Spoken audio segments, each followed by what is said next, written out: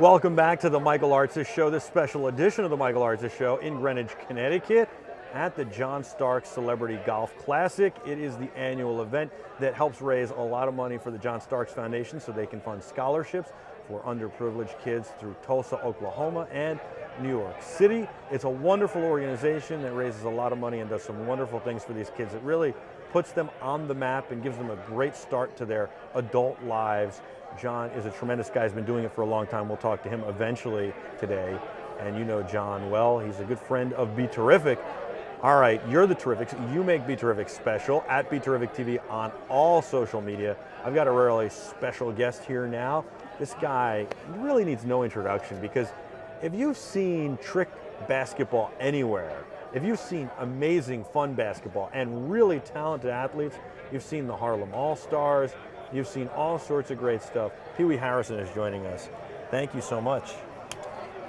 Thank you for having me. I used to watch you as a kid. Now, wait a minute, why you gonna make me sound old now? Well, when I say kid, I mean like in my teens. You know, one of the things that middle life used to get so upset about, a guy 117 years old would get on the elevator and go, "Hey, Middlelark, I saw you play when I was a kid." But I mean, what I'm saying is that when I would see you do your stuff, you do tricks, do the spinning, I was so impressed. I would always try it. I can maybe spin a basketball for about 5 or 6 seconds. You could probably spin a basketball for what, 2 or 3 minutes? I mean, I could do it for hours if I wanted to do it for hours. Wow. You know, it's very simple once you learn the concept of it. How did you figure that out? Like, what age did you figure that out? How was it like, I could just do this? Well, actually, when I was a kid, I did it wrong like everybody else. But then the guy who really taught me to spin the basketball was Pistol Pete Maravich. Pistol Pete? Yeah, see, so my rookie year, Pistol Pete was on the team, and Pistol and I used to hang together a lot on the road. What was he like? A lot of people say he was a super nice guy. A lot of people say he was very moody.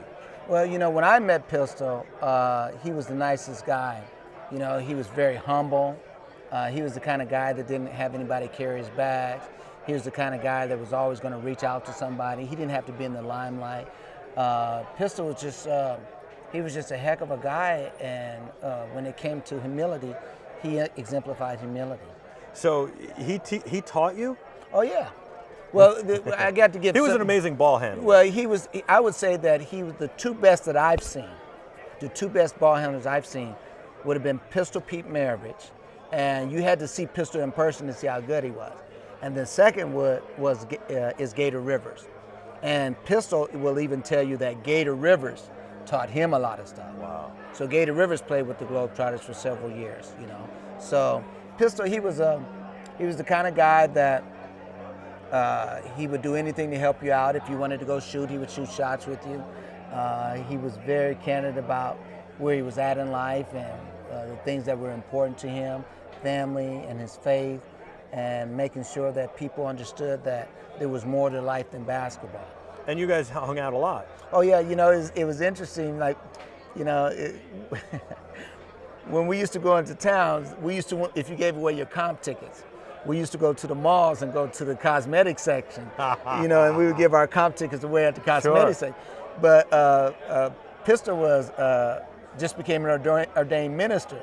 So he was a vegetarian, and I like dried apricots. So when we would go to the mall, the fellas would run off laughing and go to the cosmetic section and hand out their tickets. And I'd be over there with Pistol, and we'd be going to the health food store, and he'd talking to me about, you know, hey, look, you know, have you read this passage in the scripture or anything like that? So, yeah, he was a real nice guy. I remember that when we went down to Mississippi, and we were commissioned by the White House for Just Say No. Nancy Reagan had just did that. And this was like in 87. Probably 80. Okay. 87. And they said, the schools in Mississippi said that Pistol could come, but none of you other guys could come. Are you serious? And you know, and in 87. In 87. And Pistol said, "You don't know, I'm blacker than these guys." And Pistol said, "You don't want me to come." And then, you know what? He was just that kind of guy. You know, I was with him when he went back to LSU. We actually played there. Okay. It was the first time that he went back to LSU since since his father was fired from LSU. So what did he teach you? What's the trick or what's the thing? Well, what Pistol did was his dexterity. You know, Pistol would be repetition, repetition. Pistol ones that taught me how to spin the ball, behind my back, between my legs, and horse. So that's what we used to do. That's what him and I were known for. Before the game, we would always have a 2-hour shoot around, and we would always play horse. And Pistol's almost impossible to beat, but Pistol was about 39. I know he was 39 because he died at 40. Okay. And Pistol, I could only get him on athletic moves at that time. But other than that, man, he was phenomenal. Unless you saw him in person, that like it didn't translate. The half has never been told. Wow. He's that good. He was that great. What's your favorite basketball memory? With Pistol or with just in general? As a player, let me say one of the most phenomenal things that I've ever saw was we were playing in Sweden, and when we used to travel overseas, we used to play their pro teams. So we was in Sweden and we was playing this pro team, and Middlelark and them had gotten a scuffle. The guy elbowed Middlelark, and they thought they threw him out of the game. And the promoter came in and said that, hey, look, he can't play the second half. And they didn't know that Middlelark didn't play the third quarter anyway. So they thought that he was sitting out because they told him. And then all of a sudden he walked up to the scorer's table and he pressed a button to come back in the game. And man, people were booing like crazy. It was scary. You know, overseas, sure, they throw things and things of that nature. And I remember that he got back in the game, they were booing, and as every second ticked by, you heard somebody laugh. Then you heard another person laugh. And then at the end of the game, I'll never forget this.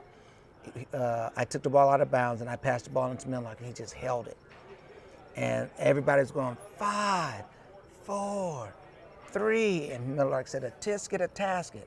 I think I'll make a basket.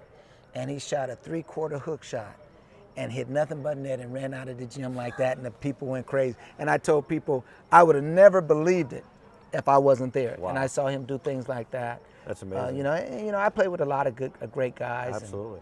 So I would say it all was great. I don't have anything that's. What are you up to today? Well, I do a lot of motivational speaking. I do corporate motivational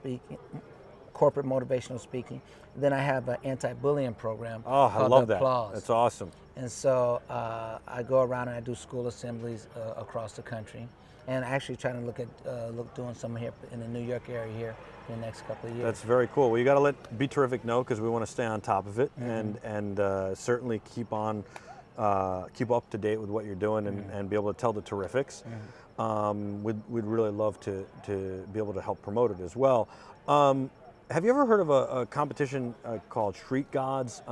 We did something with this years ago, not with BeTerrific, another organization we were working with, but it was basically all the tricks, the spinning and all that. And so it was basically people pitted against each other and they would compete, just doing the tricks. And I don't know if it took off or it hasn't taken off or where it is, but I remember thinking beforehand, I don't know, it's kind of like the Harlem Globetrotters or the Harlem All-Stars without the actual gym and the basketball stuff, and I don't know. And then when I saw it, it was pretty amazing. And I just thought, wow, I wonder what guys who did the Harlem All-Stars or the Harlem Globetrotters, Harlem Magicians, Harlem Clowns, Harlem Road Queen, would think about doing because that to me I would want if I was going to put it together too, I'd love to have all you guys participate and compete against each other, kind of from all these teams. You could represent your own team, as opposed to having. I mean, it's nice to have some young kids and stuff, but it'd be nice to have that too. Well, the biggest part of what we do, we call them reams. The biggest part, and keep in mind, I was of the old school regime, so I was of the regime with Middlelark, Curly, Gators, and even a little Marcus Haynes.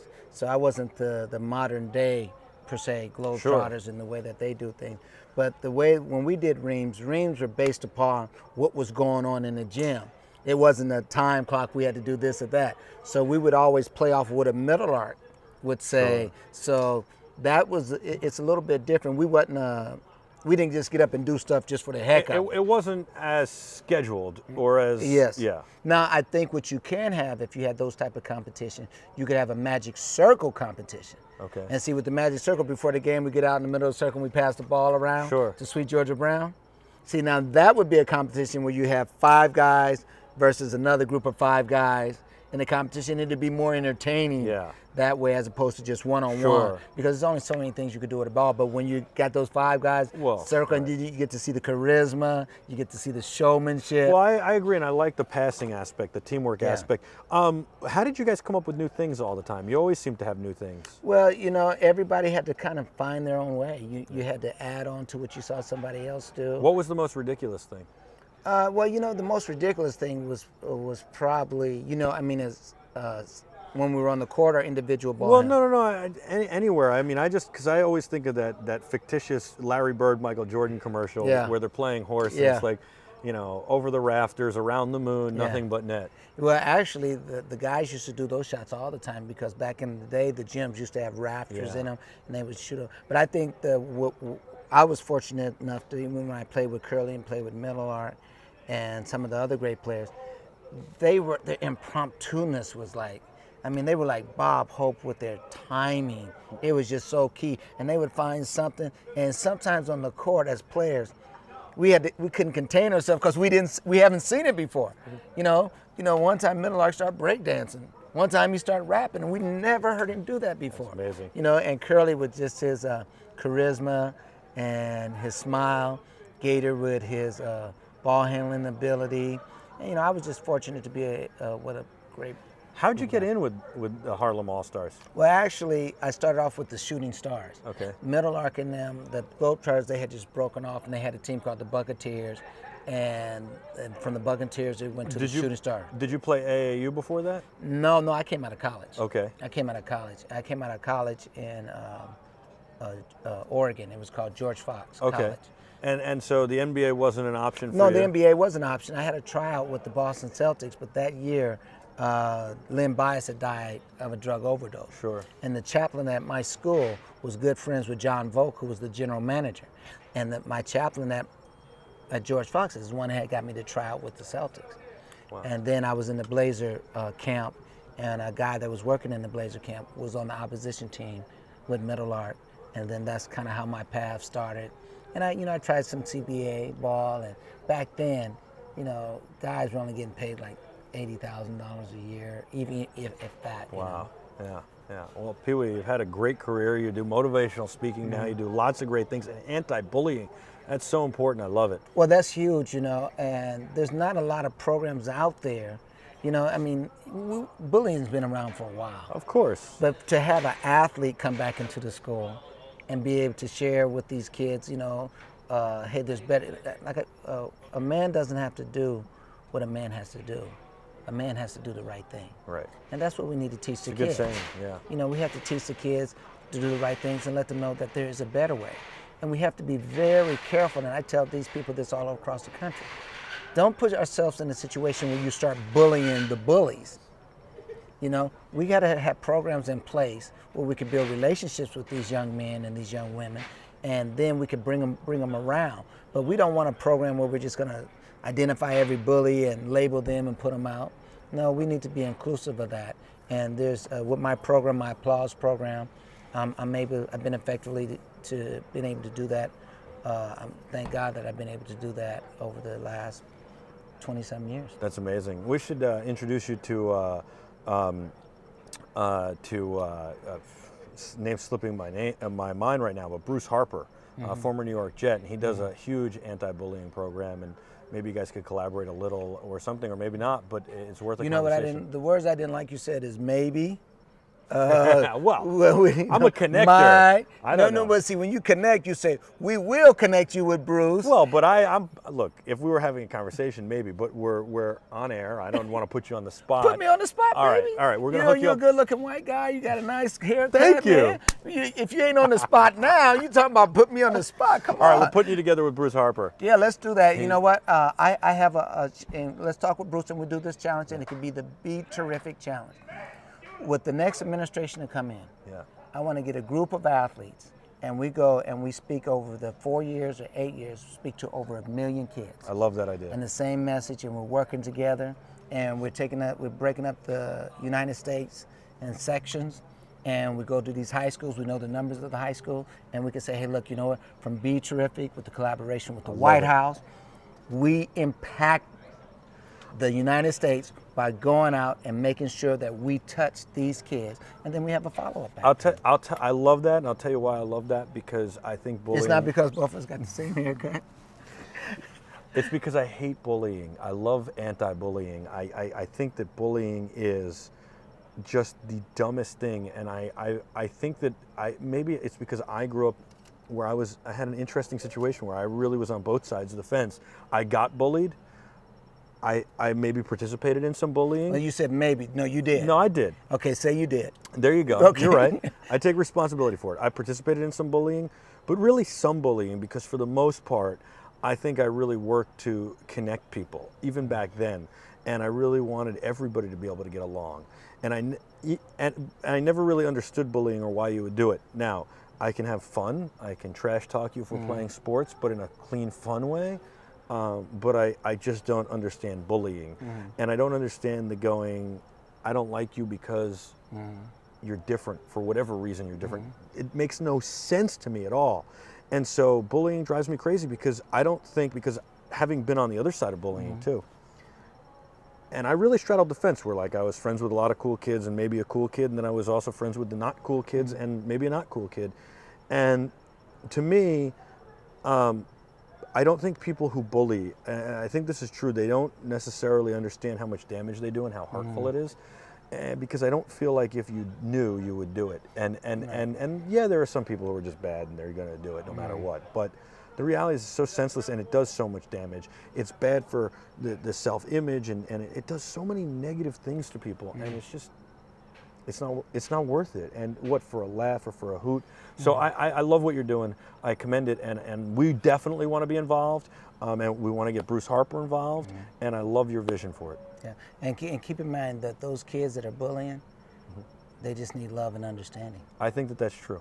And they need guidance, and it's a learned behavior. So with the BeTerrific, when we go out, we want to teach them a way to better channel their energies and their frustrations. I love it. So we got it? Yes. You got it on TV? Now, we got it on TV. It's live. You know? It's live. It's live. All right? All right. It's been a pleasing pleasure being here, brother. It's been a pleasure having you All right. on. We'll take a quick break, and we'll be back with a whole lot more. I'm Michael Artsis. This is the Michael Artsis Show on BeTerrific, a special edition for you at the Greenwich Country Club. It's actually Tamarack Country Club in Greenwich, Connecticut, for the John Starks annual Celebrity Golf Classic for the John Starks Foundation. Don't go anywhere. We'll be back right after this.